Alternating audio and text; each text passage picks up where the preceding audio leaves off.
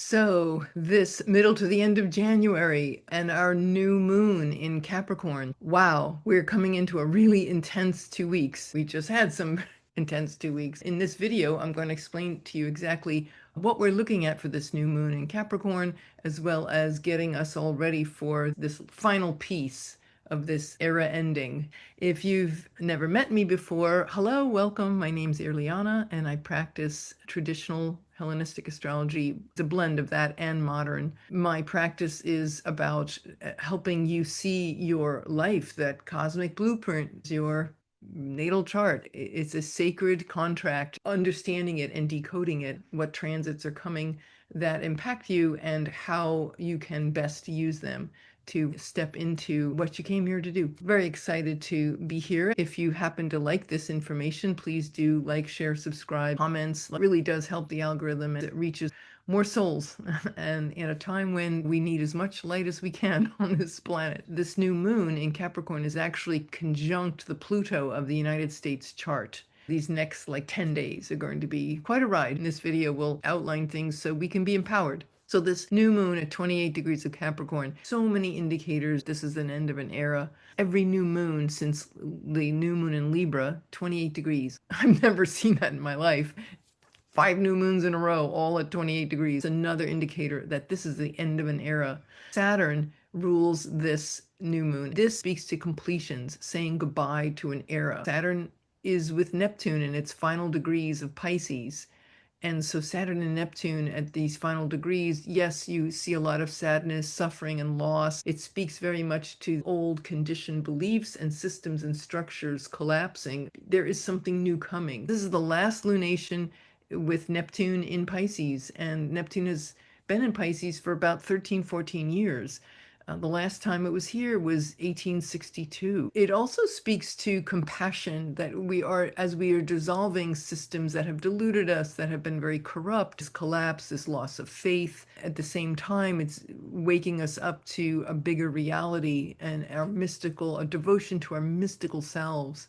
Really interesting right now. We have these ice agents in Minneapolis. We're speaking to the pain body of humanity, but especially the pain body of men. And I will say right now, when we talk about the solar eclipse coming up next month and all the solar eclipses in Leo and Aquarius, which are now coming online in the year 2026 into 2027, these speak very strongly to the pain body, especially the pain body of men. And now here we have a Saturn-ruled new moon, Saturn in Pisces, conjunct Neptune. So yes, there's men causing suffering, and then there's men alleviating suffering. The ice agents, there's one side of it, and then there is the monks, the Buddhist monks walking from Austin to Washington, D.C. with their little dog, Aloka. Just their presence is the teaching. And I want to say too something. Pisces rules the feet. One of the monks is barefoot. So you talk about Saturnian sacrifice in the cause of something greater. Nothing says Saturn in the final degrees of Pisces than a monk walking barefoot for peace. I mean, and there's the astrology. It reminds me in the 60s because Thich Nhat Hanh, the famous Vietnamese Buddhist monk, he had marched with Dr. King with the civil rights marches. And here we have the monks walking with their dog. People, you see them crying and kneeling down and honoring them. And it is really a beautiful sight. So we want to always remember that the archetypes at play, there's always many dimensions of it. So ice is a very loud piece of it, but so are the monks. And I'll say that this new moon, because it's in those late degrees, we've worked hard, we've made sacrifices in the Capricornian way to achieve something. Discipline, structure, responsibility, we've at least been aware of it. Now we have to plant those seeds. What's going to benefit society? What kind of visionary future and visionary society do I want to create? Do I want to participate in? The shadow of this new moon could be this fear of letting go, a fear of giving up control. Whatever choices we are making now have a very big impact. We're laying down karmic tracks here. The shadow would be, say, a king that doesn't want to give up the throne. that wants to hold on to power, that gets very rigid, that gets very fearful of losing or letting go of control.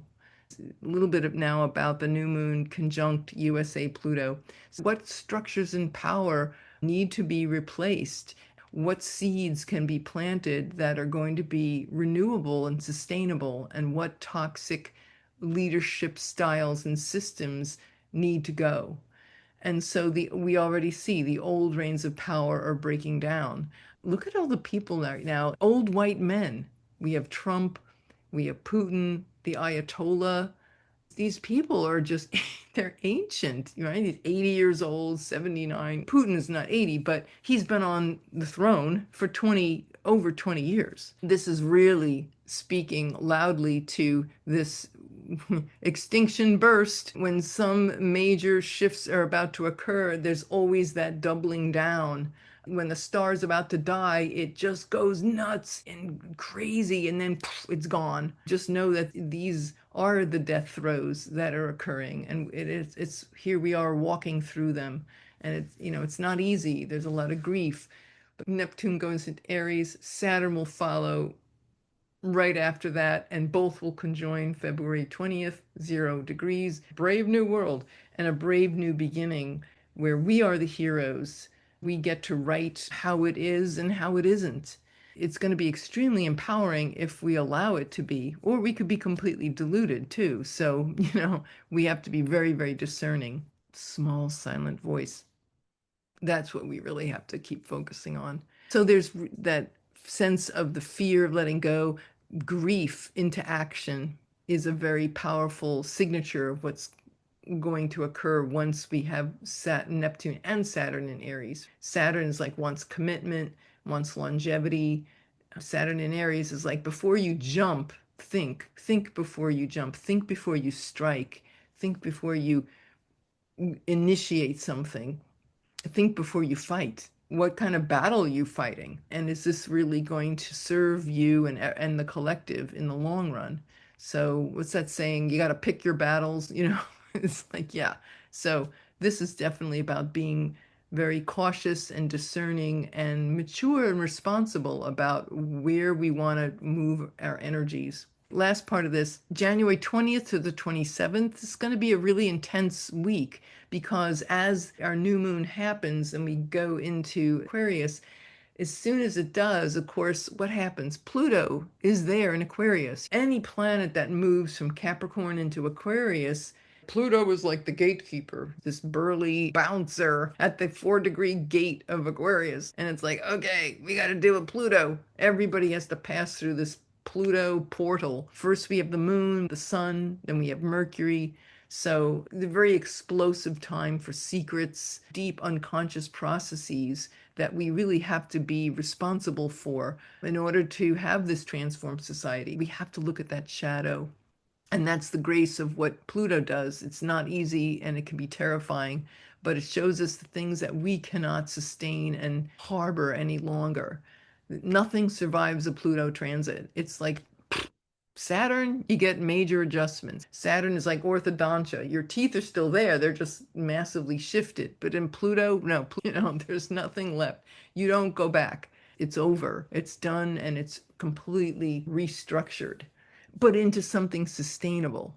So as these Moon, Venus, Sun, Mercury moves through this into Aquarius, we're going to have this big pileup in Aquarius, and that's getting us ready for that solar eclipse, February 17th. If you want a preview of the solar eclipse, the moon is going to be there on Monday, January 20th. The moon's going to zip by. And so this is kind of a little preview, a whiff of what's up. And so that solar eclipse, by the way, this new moon is conjunct the USA Pluto. There's a lot that speaks to a power and these old, say, financial institutions, the Federal Reserve, hanging on to power. This is all at play. And then next month, the solar eclipse at 28 Aquarius is conjunct the USA moon. So we have USA Pluto this month, USA moon for the solar eclipse. The moon in a mundane chart rules the population, the citizens. And it's in the third house neighborhoods coming together. We're already seeing it. People are fighting for one another, standing up for one another. There's just so much going on. As much as it's scary and sad and unsettling, every time it gets you down, just think about that barefoot monk. These men who love unconditionally, loving unconditionally despite outrageous hardship. Anyway, the last thing I want to say is Monday, January 26th, as so we have this little parade that goes through Pluto, and then Wednesday, January 21st, the Mercury has its purification moment. Mercury, which is about communications, our thinking processes, our connections, our buying, selling, marketplace, the merchant, the messenger, all of that has a cazimi, a purification with the sun on Wednesday, January 21st at 1 degree of Aquarius. And that's very close. Of course, Pluto is right there too. So this is going to be a very, very volcanic, the news that we've been hearing about these abuse survivors, sexual abuse survivors. Oh my goodness, there's more that's going to be coming out. We're going to see some real openings and breakthroughs. When Mercury cazimi the sun. So if you have Mercury or any planets at early degrees of Aquarius, especially or fixed signs, Aquarius, Leo, Scorpio, and Taurus, you're going to really feel that one. And then Mercury passes Pluto. So he has his cazimi with the sun, and then he deals with Pluto on the way out. So our thinking minds are going to get such a workout. Oh my God. So yeah, double whammy there. Then, not even a week later, Monday, the 26th of January, Neptune finally leaves Pisces forever for our life, and it enters Aries. What's that going to look like when Saturn comes along? We're all getting kicked out of the ashram. We've been in an ashram for like 13 years with Neptune and Pisces. We've done a lot of inner work. We've gone to ashrams. People have done ayahuasca ceremonies and deep, deep shadow work, inner work. Okay, great. And now it's like, it's time to go out. And we're being put out on the street. And it's like, go get a job. It's like, no, I've been living this beautiful life in an ashram. No, now you have to go out into the cold reality and bring this to the world. I don't want to bring it. No, you have to. I want to just stay in beauty land. It's like, no, no, you need to take this beauty and put it out there in the world. So that's going to be a big message with Neptune and Saturn and Aries. How do I take the dreams the things that I really want to do with my life, bring them to fruition and take them out and solidify them? Saturn, crystallize those beautiful dreams. You can't be in your head anymore about it. Now we've got to show up. Saturn's like, good, show up, do the work, get that plan. You've had your cazimi moment, you've been purified, you know where you need to go, you know what you need to do. Now do it. Quit talking about it, just do it. And so then the last intense part of this 10 days from now, Tuesday, January 27th, Mars and Pluto will come into conjunction. And let's be honest, Mars and Pluto conjunction, that's very intense. It's so important to be regulated in our nervous system, to stay calm.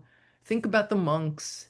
They're going through the Mars Pluto, they will with us, they're on the earth with us, and let them be an example to move through these times, holding Divine Mother compassion for the pain body of humanity. It's pretty loud right now.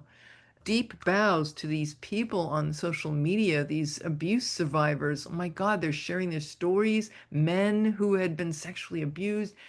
You know how difficult it's been for men to talk about that. Now they're coming out. There's been so much opening. It's incredible what is evolving now. And so this new moon in Capricorn really, really call us to solidify our dreams, put them into action, to seed a new society that's based on love, compassion, respect for others, and to weave that into the very fabric of the society that we want. We got a full moon February 1st in Leo, and Uranus stations direct February 3rd. That's another part of the rumble. We have been seeing extreme weather. It always happens when Uranus stations retrograde and stations direct. There's always intense when planets, especially outer planets, change signs. So there's a lot of unrest around that too. It's a pretty amazing time. Anyway, I hope this was helpful to you, and I wish you all so much love. If you are interested in a session, you can always just click on the link below. We can talk about this as it relates specifically to your chart. Please do let me know how you are all doing. I always love hearing from everybody, so please do like, share, subscribe, comment, and we'll see you all next time. Thank you so very much. This is Irlianna Samsara, StarSound Speaks, StarSoundastrology.com. Namaste.